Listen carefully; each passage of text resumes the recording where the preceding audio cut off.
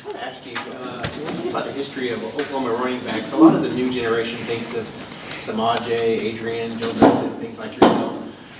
As a running back, what does it mean to be a part of that legacy, that history of running backs at this school? And then also, I want to ask you about Steve Owens. You think about, we go way back, and carrying, I can't remember, James would remember the number, how many are buried? 6 times? Yeah, in one game. That's kind of crazy too. And how much do you respect the old school running backs like that? I respect those guys just as much as I respect the quote unquote new school guys, and those guys are the guys who laid the foundation and kind of built the RBU form for this school. So you talk about Steve Owens, obviously Billy, and one of my favorites, Joe Washington. Those guys kind of year by year kind of handed the torch to each other, but they started the legacy, the tradition, at this program, and I think all universities, to be quite honest. But when you think about running backs in this school, you got to obviously start with those guys. Thanks, Mark. Yep. Okay, go Ryan Aber in the middle. Hey, DeMarco, good talking to you again. I want to ask you about Gary Brown. What were your, when you think back on your time with him, what are some of the first things that popped to your mind? Just a great person, extremely generous. And my career kind of took off when he became, the running back coach, and his wife Kim and his, 3 kids, great family. But you talk about a guy who lights up the room. Talk about a guy who's extremely selfless, and just was more than a running back coach for me. And I'm sure every player that he coached, but it puts these in perspective, and him being able to get back to the college for him, and look forward to seeing him on the road and things of that nature. But a great mentor of mine, great friend, someone who really just took my career and helped me from all aspects, and obviously the husband and father that I am and coach that I am now. He's one of the guys that got me into this profession, because I used to see him and learn so much from him and see how much he poured into his players. And obviously an extremely sad deal, and prayers go out to his family, and but unbelievable person. Go right side, Jesse Crittenden, transfer. Hey, DeMarco. Just wanted to ask, a few weeks through spring practices, everyone's talked about just the tempo of this offense. Just how have you seen, your running backs get adjusted to that? What impact has that had? And just how fast is this tempo really? It's great. We got to use it as a weapon, and that's what we've been able to do. Obviously, it's new to a lot of people, but with what Levy has done in the past, and us being able to get on the field finally, it's been a huge advantage for us. So we got to obviously continue to build practices, stack practices on top of good practices. But our guys are handling it well. Extremely well conditioned. Obviously, started with the offseason program with Coach Schmidt and his staff, and but we've handled it the right way. Those guys are working hard, and we know we got to use it as our advantage. Chris Bill, Sooner Scoop.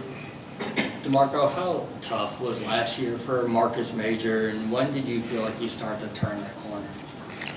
I think from a mental standpoint, it was very tough. And with him, he's a great kid, and he always does the right thing, and kind of fell into a hole, so to speak. But he handled it the right way. He stayed in contact with us, stayed in contact with the team, practiced, didn't miss a practice.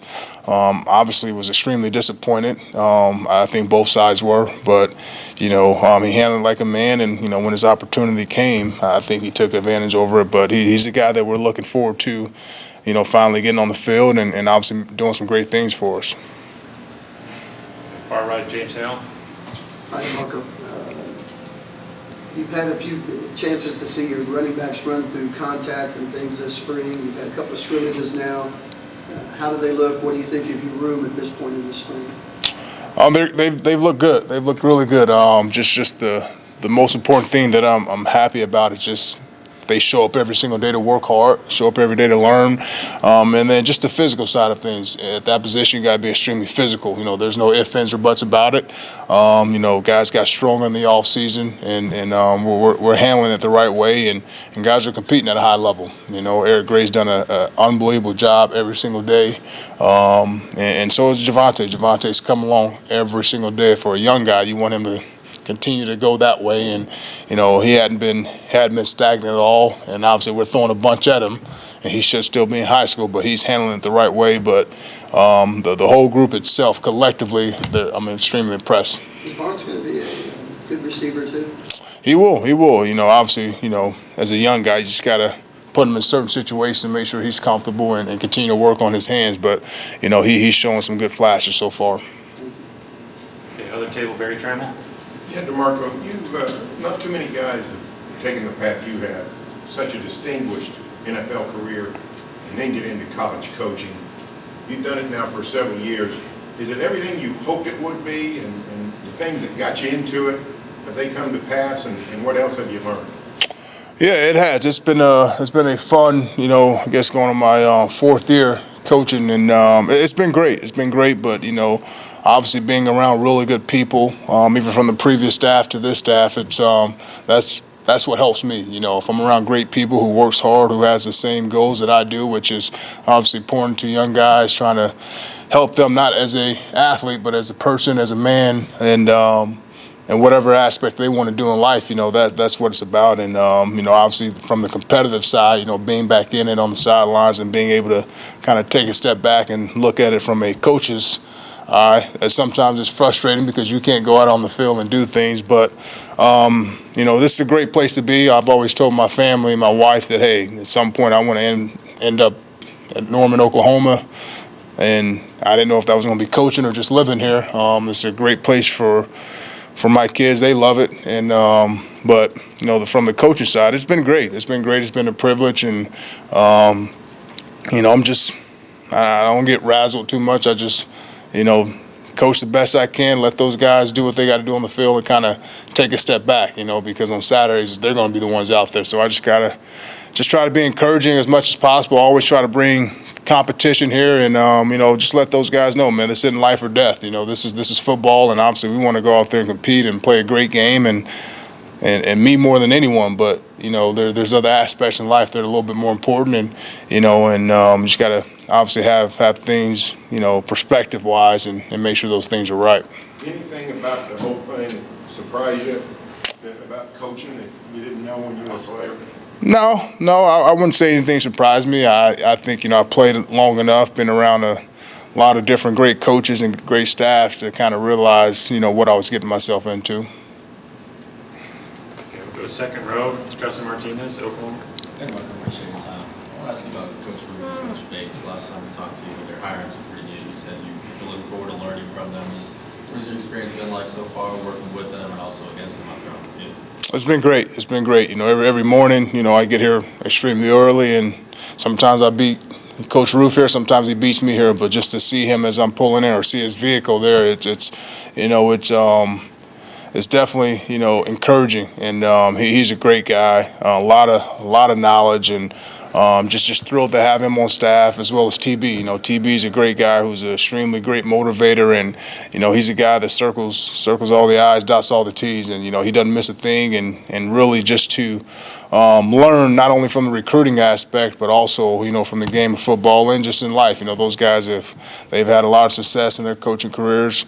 They've been a lot of different places, but you know, they bring a different side of the mindset and the emotional side of things to the game, to our teammate, or to our players, and it's eye-opening. And you know, just like I said a few seconds ago, it's not about the wins and losses all the time, but it's about motivating your players, putting them in the right position to be successful, not only on the field but off the field as well. So just to, you know, watch those guys, and I probably don't say much, you know, but just to pay attention and see how they handle certain situations, whether it's a good play or a bad play, it's definitely eye-opening. Yep.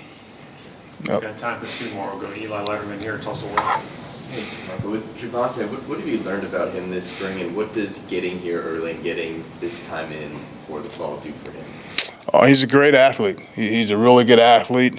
He's strong, he's powerful, but, you know, when you think about a young kid, you always, you know, wonder how mature he is and the mindset and, you know, can he handle playing as a freshman? And, you know, he's put himself in a great situation since January to, you know, have that opportunity if he continues to work hard, continue to grasp the offense, and, you know, just stay physical. But, I mean, you know, like I said, he's done a great job with our strength coaches in the weight room, in the off-season program, of getting stronger, getting faster, and, you know, when the spring ball is over, he's going to want more, you know, because he's going to feel like he's just now, you know, scratching the surface. He's finally understanding the play calls and the concepts of things. But, you know, we're excited to have him on the team.